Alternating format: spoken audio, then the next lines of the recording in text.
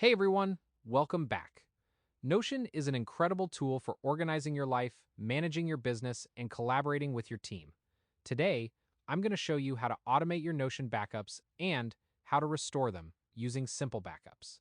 From your SimpleBackups dashboard, head over to the Create Backup button, search for Notion, and click on the Notion tile, then select Workspace.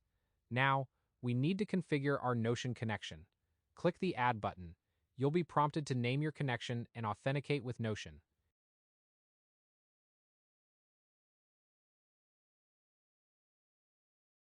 Here, you'll select exactly which resources and workspaces you want to give SimpleBackups access to. SimpleBackups will back up all the resources it has access to. If there are massive databases or private pages you don't want backed up, you can easily exclude them from the list right here in the configuration settings. Next up, we configure the backup job itself.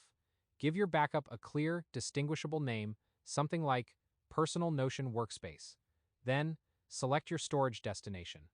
Finally, choose how often you want this backup to run. You can set it to daily, weekly, or whatever fits your workflow. Once you hit Create Backup, you'll be redirected to the summary page. Let's test it out by clicking Run Now. Just like that, your Notion data is securely backing up in the background. This can take a while. Let's come back to it once it's done. A few moments later. Looks like it's done. Our backup has been created successfully. To restore a backup, navigate to the Logs tab of your backup, select your point-in-time log, click Restore, select your Notion connection and Restore Here page,